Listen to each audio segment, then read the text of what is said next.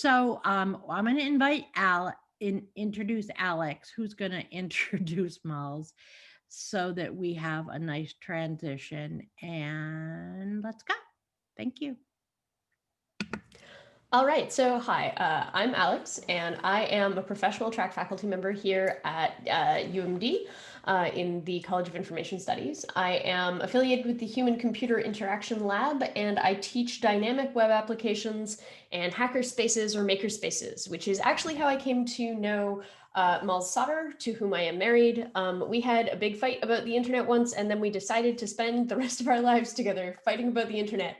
And it was a really good time. And so I met Miles when they were on their book tour for the book that they wrote about distributed denial of service attacks and whether these actions and how these actions fit into other protest traditions.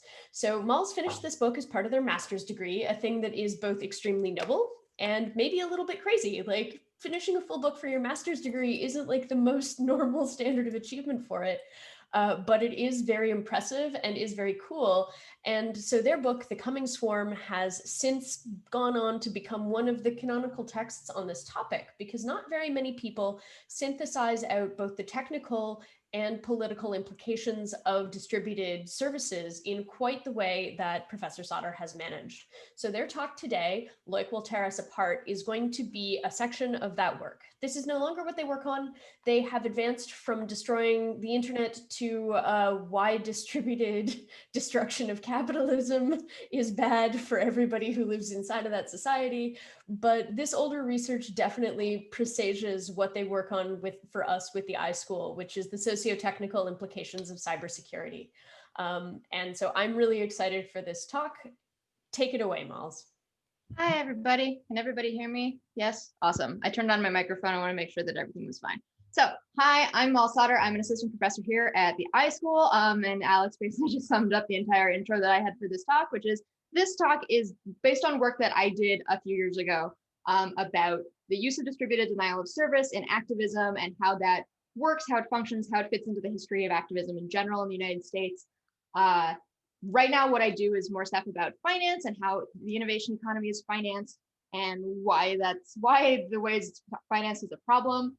Hey, everybody from 201, remember, if you watch this lecture and then write me 500 words about what I talked about and then how what I talked about relates to the class that I'm teaching you, you can get extra credit points. So now we've covered that. So to start off, so in November of 2010, WikiLeaks and 5 partner news organizations began releasing a cache of documents from a leaked cache of 250,000 unclassified, classified, and secret diplomatic cables. This was known as Cablegate. It was a big deal.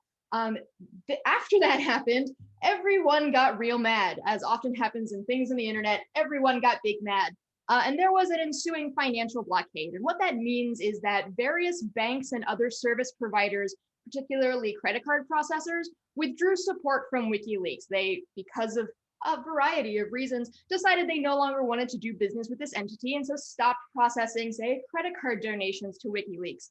This drew the attention of Anonymous. Anonymous is a highly fluid collection of internet users, which has had its origins in the unmoderated online image board 4chan, and it had a general history of supporting causes of free speech and internet freedom.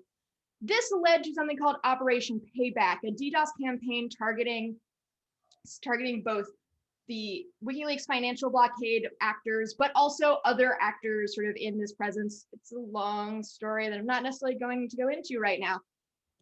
Payback in this stage, however, started on December 6th and lasted for 4 days, and it consisted of a series of DDoS actions targeting the Swiss banking service Post Finance, the Swedish prosecution authority for, complicated reasons, something called Every DNS, which my 201 students will know is one of the phone books of the internet, and if you bring it down, lots of people can't get anywhere online, Senator Joseph Lieberman's website, MasterCard, the homepages of 2 Swedish politicians, Visa, PayPal, and Amazon.com, among others, and many of these sites experienced at least some amount of downtime. These actions taken by Anonymous should not be understood as unique events. At the time, though, they were very surprising, and a lot of people were generally confused about what's going on. Is the internet broken? Is it on fire? This should instead be understood as an evolution in digital activist tactics, particularly in the realm of media manipulation, recruitment, and participation impact. In this talk, I argue that Anonymous in Operation Payback has expanded on the DDoS tactics used by earlier groups in the 1990s. Anonymous did not invent activist DDoS. While earlier actions by groups like the Electronic Disturbance Theater typically consisted of an activist core organizing a relatively small population of other media activists, artists, and special interest groups, in this Operation Payback, Anonymous pushed a horizontal structure that opened the tools and mechanisms of protest organizing and action to a population of that was basically the internet at large. Is this going to work? Yes. So, what is a DDoS? What am I talking about? DDoS is a distributed denial of service action. On a technical level, what we are talking about is a lot of computers targeting one computer at once and causing it to crash. In this talk, I'm going to look at the design of DDoS tools and how the design of that can impact the participant population and the levels of diversity within that population. I consider how the design and development cycle of those tools reflects changes in protest strategy and in the activist space at the time they were created. These factors, particularly a close analysis of the lexical and mimetic tropes that are present in tool interfaces, can help locate the tool in both time and in context with its developer and intended user population. Basically, I engage in a close reading of the tool's interfaces and functionality over several iterations, and this essay considers the evolution of what's known as the low orbit ion cannon, or LOIC DDoS tool, from one which was initially designed to appeal to a small, inwardly focused community to one which then engaged with a much larger and broader internet population. I further argue that it is these changes in tool design, along with specific actions of the news media coverage, that strongly contributed to the large number of participants active in Operation Payback. I also argue that the Anonymous's use of DDoS as an activist tactic further pushed the reframing of DDoS actions as initiated by the Electronic Disturbance Theater from a tool of direct action to a tool of media manipulation and identity construction, basically from an action-oriented tactic to an attention-oriented tactic. And so that sort of this is sort of what I'm going to talk through in this talk. What is a DDoS? How do DDoSes work? DDoS, basically, OMG, it's full of bits. DDoSes are when you take a bunch of computers, you target one server, and you make repeated requests of that server at various levels of technical complexity until the server becomes overloaded, crashes, and falls down. Here you can see my favorite illustration of a DDoS, which is what if computer and also all of the space aliens from Space Invaders. And that sort of gives you a much more emotional sense of what it must feel like to be a server who's undergoing a DDoS. So DDoSes are often achieved right now with botnets. Botnets are a series of computers or other internet connected devices that have been connected to a remote access tool and are connected to a command and control server. And that command and control server can then control this large number of computers, which can then all be directed to request things from a central server or possibly used to mine Bitcoin or send spam. These botnets can be voluntary or non-voluntary. This is a very important distinction, which I am conveniently not going to get into too much in this talk. So basically, you can voluntarily join a botnet, as was the case in this particular instance, or you can be non-voluntarily enrolled in a botnet because you accidentally clicked the wrong attachment in your email. But for the purposes of this talk, we're going to focus on voluntary botnets because that was the type of botnet that was involved in this action. DDoS actions are considered illegal in most jurisdictions across the globe. In the United States of America, DDoS actions are prosecuted under Title 19, Section 1030 of the U.S. Criminal Code, also known as the Computer Fraud and Abuse Act. The crime described by that statute is the intentional damage of protected computers. And this is broadly defined as computers used in whole or in part by financial institutions or the U.S. government. However, there was much confusion over the legal status of DDoS actions in 2010. There remains confusion over the legal status of DDoS actions now, as well as confusion over what the CFAA actually is intending to make illegal. And this confusion persisted through the organizers' participants, as well as the news media who covered this event. And that's important to keep in mind. So how are DDoS actions characterized within activist history, within modern activist practice? Anonymous's use of DDoS was not new in 2010, but it was a step forward in the tactics development, especially in the areas of media manipulation and community building through tool construction and design. Anonymous bridges two previously opposed conceptions of DDoS in digital activism. Those ideas that were held by previous generations of so-called net native hacktivist organizations who had privileged skill and the freedom of information over mass participation and subsequently viewed distributed denial of service as censorship. And then so that's on one side of this equation. And then on the other side is those views espoused by activist organizations who saw the internet as a tool for information distribution and borderless recruitment and action. And those organizations saw DDoS as a way to extend traditional tactics like sit-ins and blockades to the online space. It's important to distinguish between hacktivist groups like Cult of the Dead Cow or Hacktivismo, made up of hackers who became politically active through writing and distributing code and tools beginning in the 1990s, and digitally empowered activists who were more often than not experienced street activists using internet tools and capabilities to supplement more traditional physical world actions. Hacktivists, coming from a culture that values personal autonomy and the freedom of information, are often strongly opposed to DDoS and remain opposed to DDoS, viewing it as an abridgment of free speech online. As activists who are experienced in traditional forms of civil disobedience in the physical world began to move their actions into the digital realm, they attempted to bring those street-based practices with them. Seeing a parallel, some early practitioners of digital activism adopted the established concept of the sit-in and dubbed their DDoS actions digital or virtual sit-ins.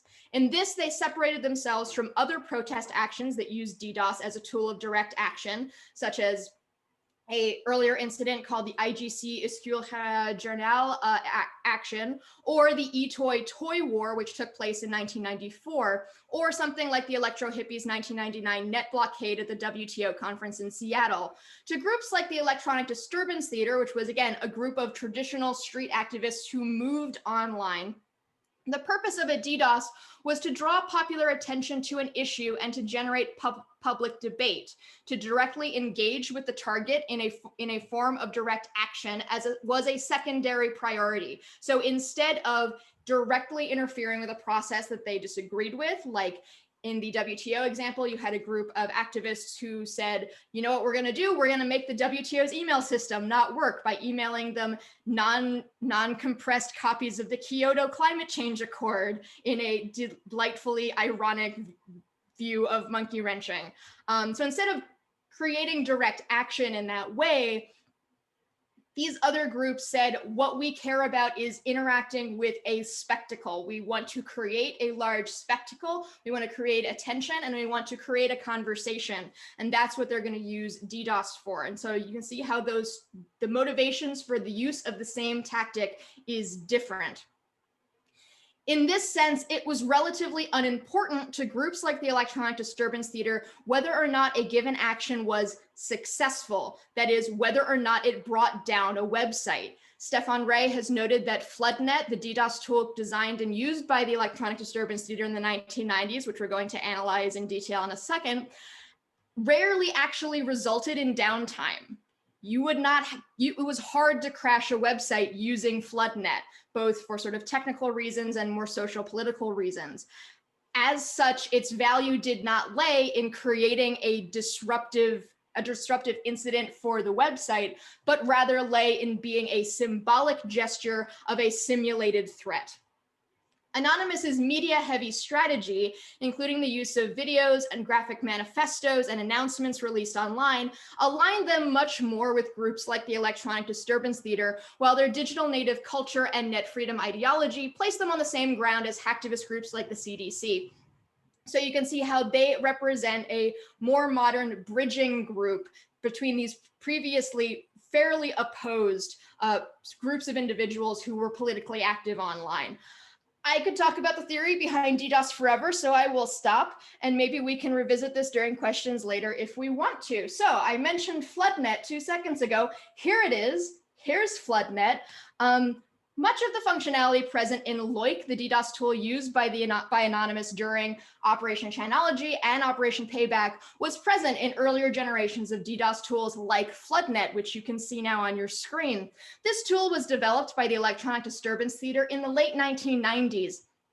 Right now, I'm going to talk about how it was developed and sort of what it did, how it worked, and what sort of effects it could be expected to have in a given action. And then I will go through and talk about LOIC and go through the 2 different iterations of LOIC and how they changed over time. So FloodNet was created in 1998 by the Electronic Disturbance Theater and operated by exploiting something called the Java applet reload function. And if you've been online for as long as I have, you know what the Java applet reload function was. And if you don't, it really doesn't matter. Sorry, participants ran FloodNet from a browser window. This was something that lived in your browser. You didn't download this as a standalone tool. You would navigate to a specific page and allow the tool to run in the background. This was something that ran in the background of your browser while you maybe did other things, or more likely, since it was the 90s, wandered away for a little bit since your internet would be completely useless while this tool was running. Messages could also be sent to the target website, and this is a really interesting functionality of this tool. By using FloodNet, you could insert 404 file not found messages into a targeted server's error logs. So when you go to a website and you've gotten the wrong URL and you get a 404 error, in many cases, a server will actually record that error in its logs to be like, someone came to look for something and it wasn't there. Is this our mistake or their mistake? And so what this tool could do was create that error in the server logs. So, but you could also edit that message. So if you look at this interface, you will see in pink text something that says, type your message, and then it says zap. And it says zap because the Electronic Disturbance Theater really cared about the Zapatistas. Again, we can go into that in much more detail later, but we don't have to get into it now. If you wanted to put something snarky in there, you could do something like write human rights, and this would generate the error log, human rights not found on this server. And if you're the Electronic Disturbance Theater and you're targeting the State Department, that's funny. This performative messaging functionality would also appear in Anonymous's LOIC DDoS tool. These messages serve primarily as a one-way outlet for the participant rather than a tool of communication. The Electronic Disturbance Theater did not expect the State Department to read its error log and think really deeply about US foreign policy in South America. However, they were interested in sort of creating noise and putting that noise somewhere that was symbolic to them. Similarly, LOIC, while it creates messages in the same way, is not intending to necessarily start a conversation with its target, but merely instead intending to let someone put their message into the world in sort of a much more informal kind of a way.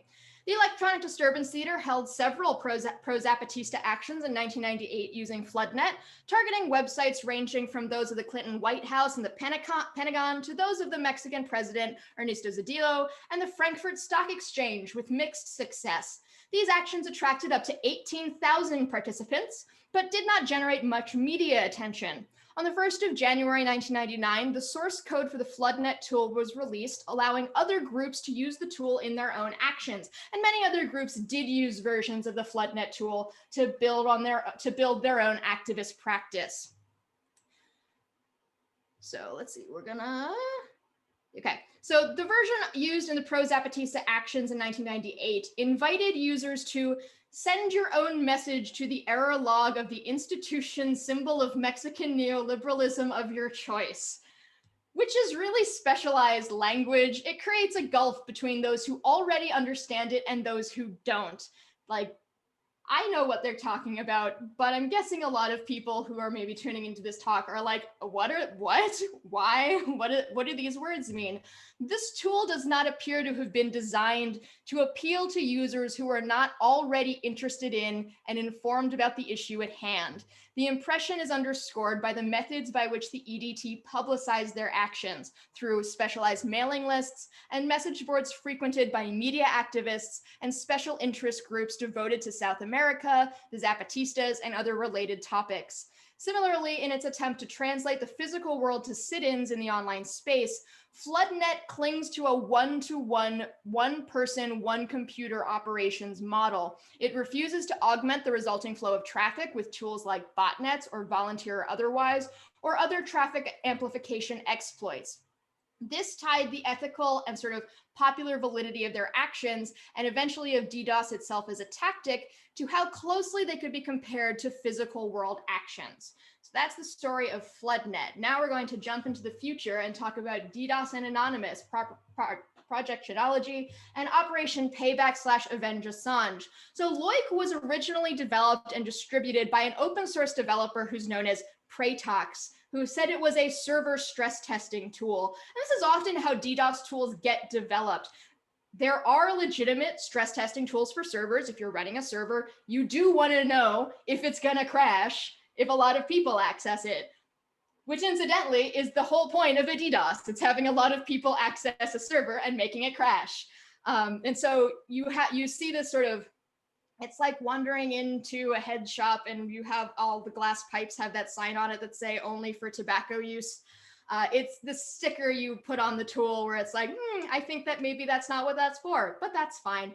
A number of different versions of the tool were developed based off of Portrayals' original code, some of which added new functionalities to the tool or adapted it to run in different technological environments. When the first version of LOIC was made available on the internet, that's sort of difficult to determine. We don't really know when that original tool showed up, but it was in use in 2008 during something called Operation Chanology, which was a anti-Scientology group of protests put on by Anonymous. If you're in 201, we're going to talk about that next week. Over the next 2 years, different versions of the project began popping up on open source development websites, and versions of LOIC could be downloaded from SourceForge and GitHub, along with other popular open source software repositories. By December of 2010, so by the time Operation Payback is picking up steam, versions of LOIC could be run on Windows, Mac, as well as Linux PCs, as well as Android phones and jailbroken iPhones. A version called JS LOIC or JavaScript LOIC ran like the EDT's FloodNet application from within a web browser. So if you didn't want to download and run code on your own machine, you could run something from within your own web browser. The most widely downloaded version of LOIC in December of 2010 was posted to SourceForge and GitHub by users named abatishchev and NewEraCracker, respectively. People on the internet have weird names. These two versions, I'll talk about them in the next few slides because they represent a particular line of evolution for the tool and were very often linked in media coverage and LOIC tutorials. And they were extremely popular if we judge that popularity by download numbers. Both hewed very closely to Portrayals' original code while updating the graphical user interface or the GUI and adding different useful features. abatishchev is the older version of the two. It was initially uploaded to SourceForge in the mid-2009, and it looked like this. So this version of LOIC was downloaded over 100,000 times in December of 2010, which is up from nearly 40,000 times at the beginning of Operation Payback in September. So we have almost 2.5 time difference in the amount of downloads we have from September of 2010 versus December of 2010. Now, to compare, in August of 2010, this version of LOIC was downloaded 4,000 times. So we clearly have a huge uptick in the number of people who are downloading this tool from open source repositories. Together, the September and December, so December is when Operation Payback starts, and December is when the Avenge Assange portion of Operation Payback starts. those downloads make up nearly a quarter of the 450,000 downloads that this version of LOIC racks up from June 2009 to October of 2011, when I stopped paying attention to how many people were downloading it. So we have a huge concentration of downloads in this particular period of time that we're interested in. So one thing to look at in this particular version of this tool, so if we want to sort of have a very brief overview of what we're looking at, if you look at box 1, so you'll see that these are helpfully numbered in what steps they are. Step number 1, we select your target. We select the URL, we select an IP address. You can pick one. You don't have to know the IP address of the website you're targeting. You can just have a human readable URL. When you do that, that text will show up in the selected target screen, which currently says none because this is a static picture and we're not targeting anything right now. Step number 3 gives you a bunch of technical things that you can do. And what we're interested is the TCP UDP message slot. The TCP UDP message slot is the send your message to the error log of the Mexican neoliberalism institution of your choice version for this tool. And right now what it says in here, this is something that showed up in the tool as a default, is a cat is fine too, desu, desu, desu, which we're going to talk about in a couple of seconds. Don't Google that. I'm just going to say right now, if you're interested in what that says, wait until I explain it. Don't Google it on your own. You'll be sad.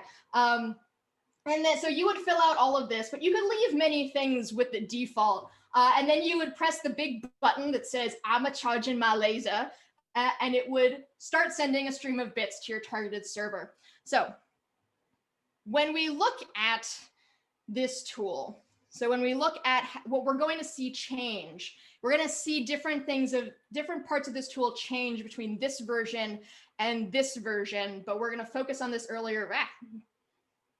We're going to focus on this earlier version for now.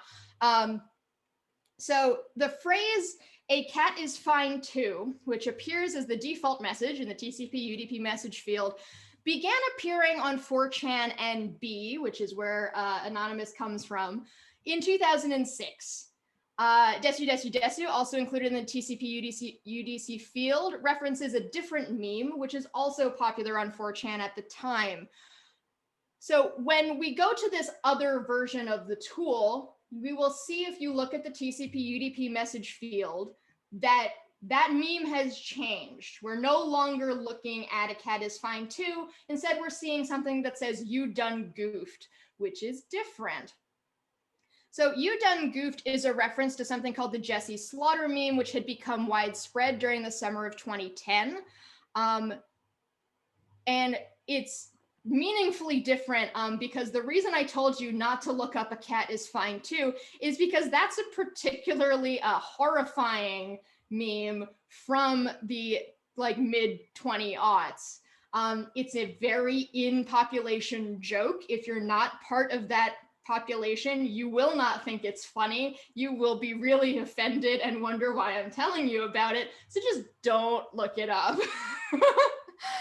Similarly, desu, desu, desu is sort of it's a mean joke. Like, it's just a mean meme.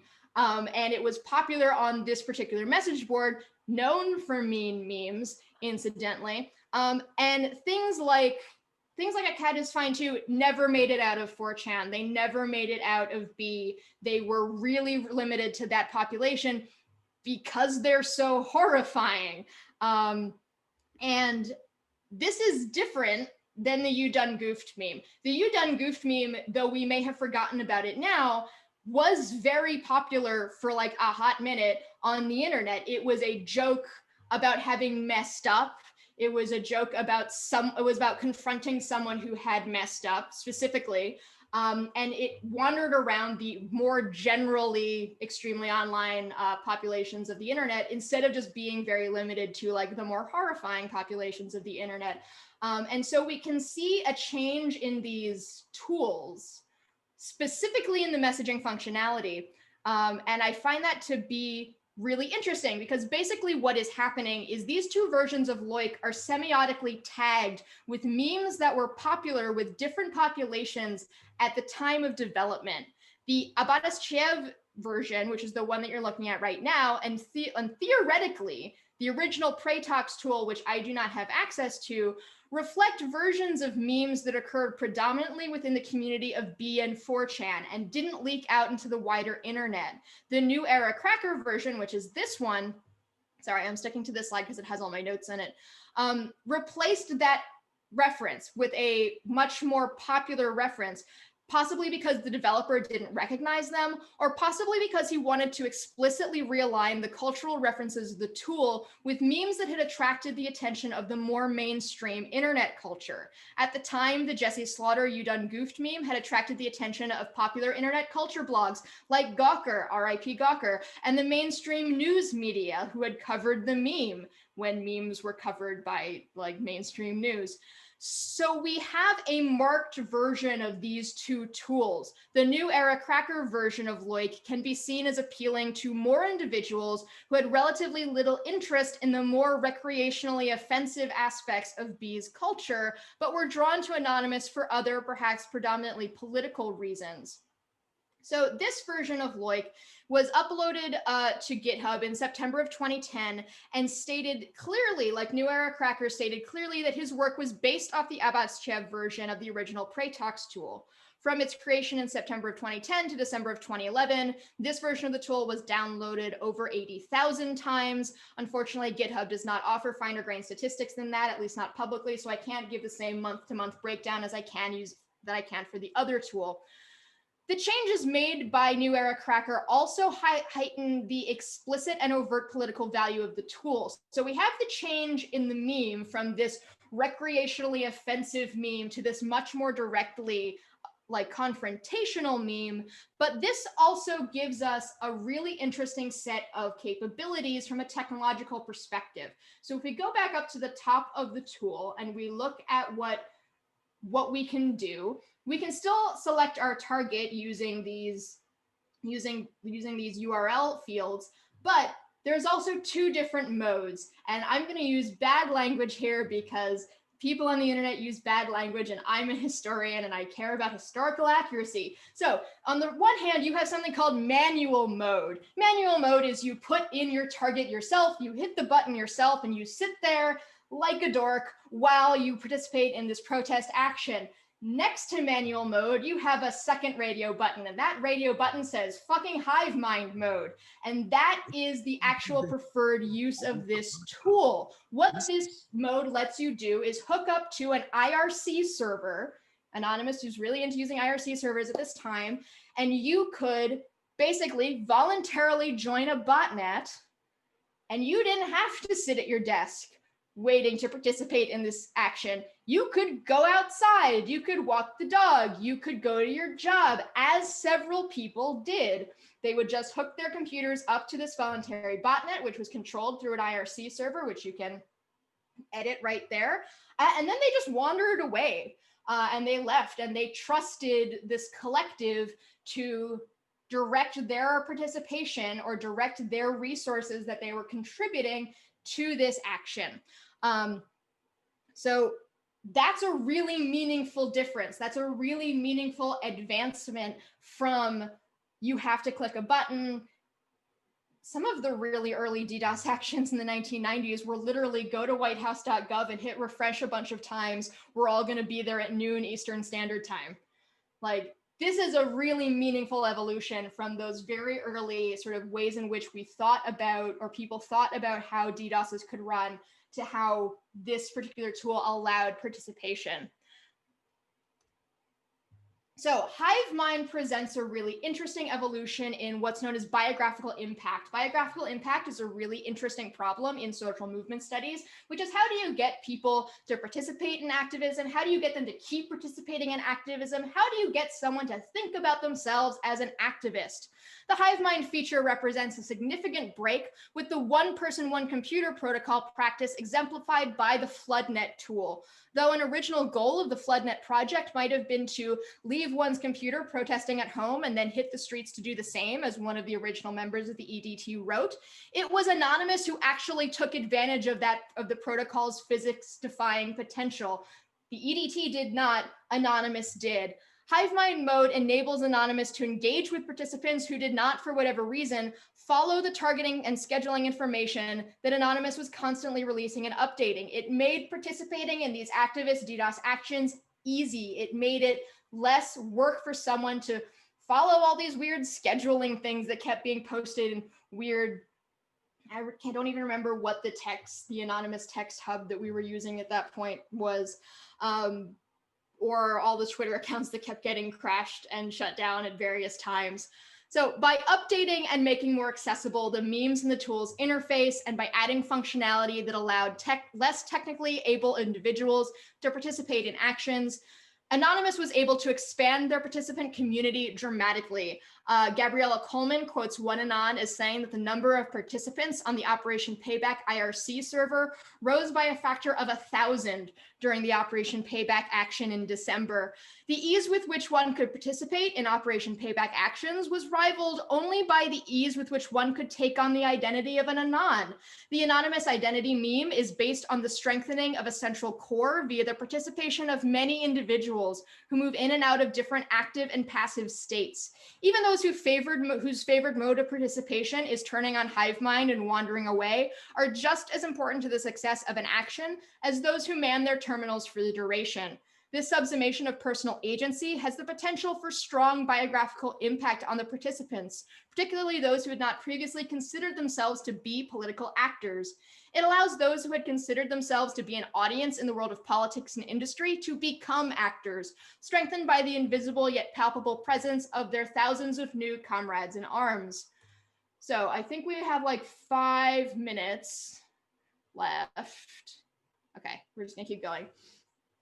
The majority of the media coverage of Anonymous and Operation Payback was characterized by an unwillingness to critically assess Anonymous as an activist group or Operation Payback as an activist action, and just really widespread confusion over the facts on the ground. There was a genuine fear that any organization or individual could be Anonymous's next target, and very few people were willing to hang a target on their backs by being publicly critical of them, particularly journalists and news organizations who did not fully understand the technological tools being so freely deployed. In many cases, this led to news organizations embedding anonymous videos and calls to action directly in news stories, as happened in the Washington Post and social media site Mashable.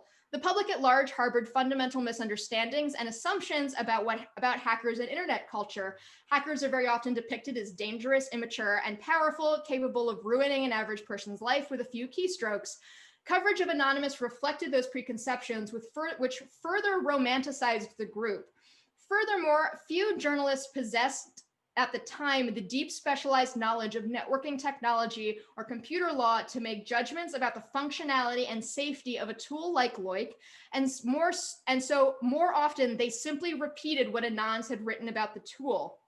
And this did lead directly to a bunch of people getting arrested and being threatened with truly ludicrous amounts of jail time and huge fines. So the decentralized, leaderless nature of Anonymous made direct coverage of the group difficult. After all, there were no official spokespeople for the press to rely on, and there was a constant flow of pastebin statements. Pastebin, that was the weird text server we all used then. Videos and Photoshop posters popping up all over the internet, all claiming to be from Anonymous. The extremely horizontal nature of Anonymous meant that literally anyone could claim to speak for the group, and who was anyone else to say that that wasn't true? Eventually, Anonymous set up a press channel on one of their IRC servers where members of the press could chat with Anons, but many members of the press were simply not aware of it or lacked the technological skills to access the channel on their own.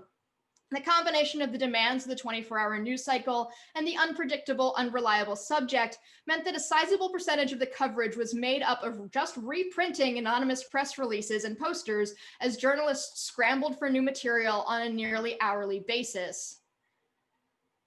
Many journalists have adopted practices of deep linking to primary sources in their news coverage. If your sources are available online, say as a PDF of a scientific report or as a video of a press conference, why not link to it?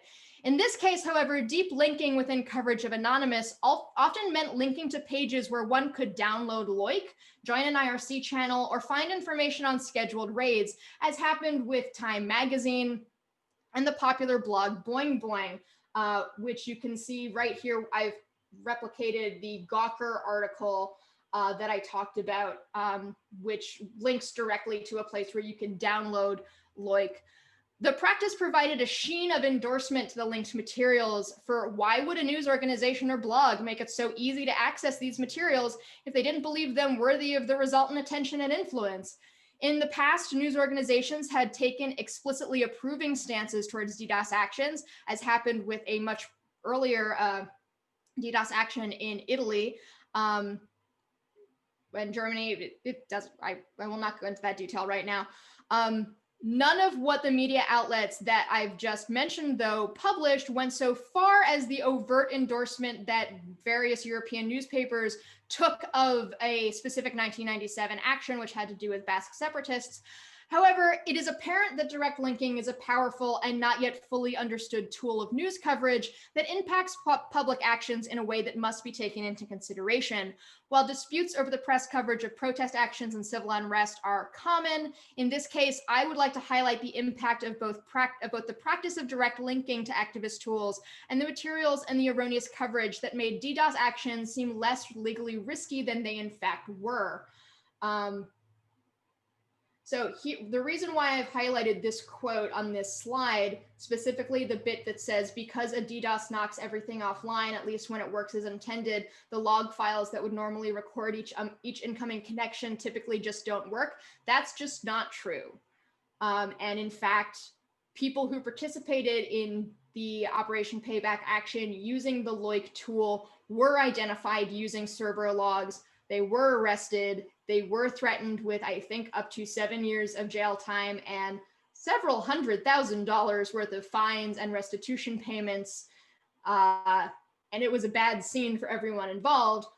This is not necessarily Joel Johnson's fault, but this was one of a crowd of misleading news reports that made it seem like you could participate in a DDoS using these tools without any risk. This also led to people saying online activism has no risk and is therefore meaningless, which is false on both counts. So what are the conclusions of this presentation? Operations Payback's success was due to a confluence of technological, community, and news media factors. You can't isolate just one thing that made Operation Payback as successful as it was. It was a combination of many things. Anonymous's use of DDoS represents an innovation in participant population and tool design. We had a meaningful step forward in how this tool worked and how different people used this tool and adapted it to different needs. Finally, Anonymous pushes the reframing of DDoS as a tool of media manipulation and biographical impact, but not direct action. This is about attention-based activism, not direct action-based activism. And that's it. Thanks, everybody, for listening to me talk very, very fast. You're awesome. Thank you. So can you moderate the questions, please? Our friend. Who's moderating the questions? I assume Alex. Questions. Yeah. Hey, everybody. I'm here to be your question moderator. How are you today? Yeah, perfect. All right, so do we have questions in the chat? And then I can ask Malls and Malls can concentrate and answer them. The big one that came up was about hacker humor. So we had a really serious request in the chat to comment on the memes that were used to express this, but I believe I already answered the question in the chat. So Malls, what's the cat joke about? And why shouldn't you Google things that are mysterious sentences from hacker culture in this period? I mean, you just shouldn't. It's like clicking an attachment that you got from an email you don't recognize. You just shouldn't do it if you value the health of your computational landscape. Anyway, one of the reasons why I like to really I like to stress, like, please don't just Google random stuff that I talk about when I'm talking about Anonymous, is because I give this presentation to lots of different, populations, and they assume that I'm a serious person based on the context in which I am here and talking to you.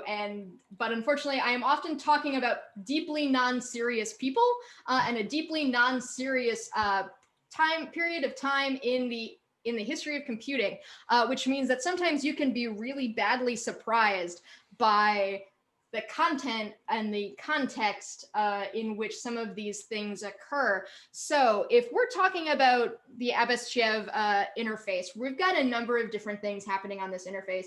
One, we're talking about the low orbit ion cannon, which, you know, Portrayals and abatishchev do not invent on their own. This is something from the Command and Conquer series of video games. This is already a meme. Sorry, I'm just looking at my notes. So the abatishchev version, this also has the subtitle, When Harpoons, Airstrikes, and Nukes Fail. This is also from the Command and Conquer series of video games. The I'm a Charge in Malaysia is a meme called the Shoop de Whoop meme, which was from 2009. A cat is fine too, however, where is the description that I have of it in my notes? I believe I call it a recreationally offensive bestiality meme because that's what it is. That's funny. Like, the mid-aughts on the internet were a time when everyone was deeply nihilistic. Like, I don't know how to talk about this without talking about 9/11. But like, and like the Iraq war, because a bunch of people who were online at the time, who were in their late teens, early 20s, which is what the population of I'm looking, this is where my camera is, which is what the population of people were who were on 4chan and like something awful and you're the man now, dog, were deeply nihilistic human beings because we had like come of age during like we were in school during 9/11 and like, our entire childhood was dominated by the Forever War. I'm sure the Gen Zers in this population don't know what that's like. Like, so when we talk about internet humor from that time, we are talking about a bunch of people who were like, what if I'm just recreationally horrible? Yeah. What if we just figure out the most offensive things to say and then we say them out like really loudly online to each other? I think that the Malls is being very professional and friendly, but Malls is not bringing up a strain in internet and hacker culture, which were things like recreationally inducing suicide in your peers. Like that was a really bad, like it got really bad on certain ends. And so when we talk about stuff like internet culture from this time, like a colleague of mine actually wrote a book about something called RIP trolling, which is when people go to memorial pages on Facebook for dead people and say horrible things. Yeah. And she wrote a whole book about it. It's called This Is Why We Can't Have Nice Things. If you hang out in my classes long enough, you'll probably be assigned a chapter from it. Malls, we have 2 other questions from the chat that I'd like to ask you about. Is that okay? Yes, I can stop talking about people online. Go ahead and take away the I have 2 others. Screen share so that we can you can turn off your screen share, Malls, so we can see you a little bit bigger and a little bit brighter. Okay. So the first one that we have is from Carol, which is, can you talk about being a researcher in this space? And I think that also a student here, Lindsay, is following up on this with kind of a comparable question, which is, one, what do you think about the ethical dilemmas involved in using DDoS for potentially good causes, which ties to Carol's question, which is, can you talk about being a researcher in this space in terms of studying actions you would agree with versus disagree with? Yes, so there are like 4 different questions there. The first one is, can I talk about studying terrible people? Is that what the question was? Yeah, like is that? Okay. I think that is the real question Carol has: is how do you talk about studying terrible people? So and the other question is, I know we're going to do one question at a time. We're going to do one question at a time. The answer to the first question is I don't study these people anymore. I got to a point where I was like, and actually this is an interesting thing to talk about now because a bunch of us who studied these people. First, we were like, it's important. This is happening. It's having an effect. It doesn't matter if they're terrible. We should study them. This is a thing that's going on. And then, 2016 happened and I was like, actually, no. Actually, I have no desire to spend any more time with these humans because I can see exactly where this is going. It's nowhere good. I'm going to spend some time with some horrible people who are dead. And that's why I study financial history now. Like I made an overt decision to be like, I can't spend more time with these populations. My advisor wanted me to. My advisor was like, you should study the far right on the internet. And I was like, absolutely not. Absolutely not. I will not be doing that. And so a lot of people have stopped studying these groups of people and we've moved on to other things. Now that is also something that just happens in someone's intellectual development, where like the thing you studied in your master's degree maybe isn't the thing you write your PhD about, and that's very broadly accepted. But there were reasons why we studied this. I'm happy I did. I'm happy I wrote the book. I still think this is really important work, but I don't study these people anymore, because they've either moved out of this population or they have become actively dangerous. And I have things to do with my life that aren't like moving every 6 months. Yes. Yeah. And like, they are unmistakably actively dangerous people if they have survived long enough. That's what happens with trolls. They become more dangerous over time. And so the people, next question we had was from Lindsay. And Lindsay wanted to know what your opinion is on using something like DDoS, so a big gun, for a good cause. Do you have an opinion on that? DDoS is a tactic. And this is a thing that I want to make clear in most situations, in like basically all situations. I'm not saying tactics are neutral. Tactics are not neutral, but tactics can be deployed by anybody for any purpose. And so when I talk about DDoS, generally the criticism that comes up about DDoS is it's a heckler's veto. And this is the criticism that groups like Cult of the Dead Cow have about DDoS. And this is actually what got me interested in it in the first place, was Oxblood Ruffin, who is a old school guy from Cult of the Dead Cow, kept writing things online during Operation Payback that were like, this is a heckler's veto, this is a bad use of the internet, this is not right, we don't like this. And I just sort of was like, this is this is more like a blockade than anything else. We're okay with blockades, we're okay with street actions that are very disruptive. That's considered protest. Why do you hate this so much? Why are you wrong on the internet? Which is how I start most of my research projects. Why is someone wrong on the internet? And so when you think about what a good use of a tactic is, the formula I generally come down to is who's doing the action, who's the target, what's the intended effect, what's the actual effect. So I don't have a problem ethically with Anonymous targeting PayPal, because what they targeted was the PayPal homepage. They don't process credit cards to the PayPal homepage. They targeted Visa.com. No one tries to pay no one is using Visa.com to pay for things.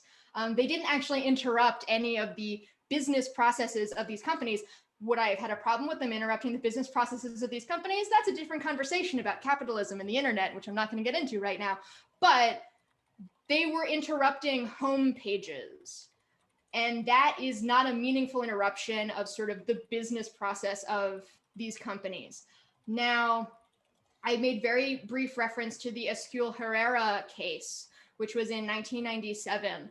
And what that case was, is there was a independent newspaper in Spain that supported a sort of publication that was pro-Basque separatists. And those of us who may have been may have been somewhere between, not born yet and 12 in 1997, may not remember the Basque separatists, but, it was a big deal at the time in that region. There was a set of bombings. It was there was a lot going on. There was violence, people died. And there were a number of DDoS actions targeting the servers that supported this separatist newspaper. And that was the incident that all of these major newspapers in Europe were like, we're super in favor of this. You should be targeting this separatist newspaper because it supports violent extremism. That I have a problem with, because that was interrupting speech. That was silencing speech that had no other outlet. And that is this heckler's veto that a bunch of these other critics like to say that DDoS is broadly. So when I think about when is an appropriate use of this tactic, what I think about is, okay, if we have a Iron Dragon, if we have a bunch of people sitting across a highway with their arms in PVC pipes blocking traffic, if an ambulance comes, those people get up and they move. And then they go back across the highway. That's how that protest tactic works. And so in cases like this, you also need to think about what is the effect of the tactic. Are you silencing speech that has no other outlet, or are you kind of giving one of PayPal's 300 sysadmins kind of a bad day? I don't think that's necessarily the worst thing in the world.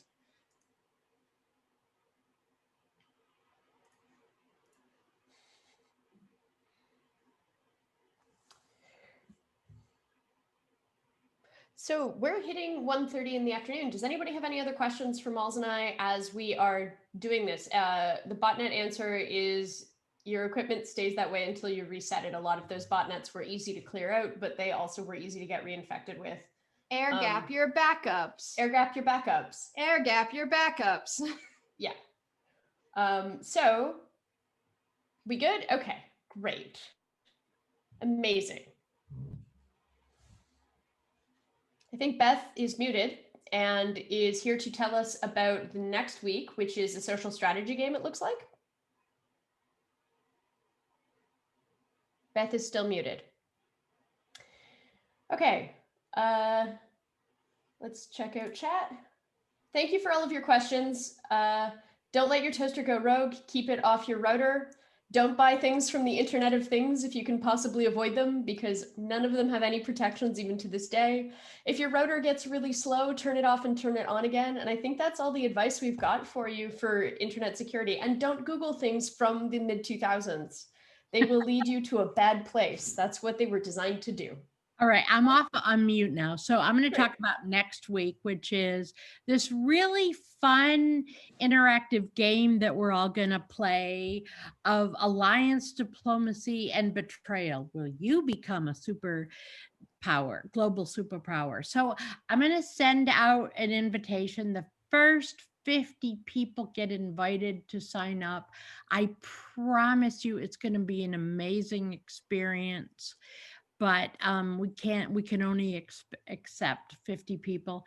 And I hope you all sign up, and I hope we have an amazing time, and good luck with the end of the semester. And any other questions from anybody? Otherwise, thank you very much. Anybody, any other questions, anybody? Feel free to chime in. Christian has asked about the legality. I'm happy to hang out and answer questions. So Christian has asked about the legality problem. So I'm going to put this in this way. It's legal to own a bong. It's often in many jurisdictions not legal to put weed in that bong and smoke it. It's legal to download a stress testing tool for your own personal use. It is oftentimes not legal to use it to attack someone else's server and try to intentionally crash it. That makes sense. But we can talk about CFAA in class next week, actually, Christian, because we're going to talk about these examples actually some more. And I want to thank everybody who was brave enough to share their screen. And I'll call a few of you out, Susan and Carol, and I know Jessica did it at a certain point. So thank you. I've said it 1,000 times, and I'll say it again. That, we really miss everybody and we really enjoy connecting, and this is a wonderful way to do it. So thank you very much. Thanks for coming, and hopefully you'll all sign up for next week. Thank you.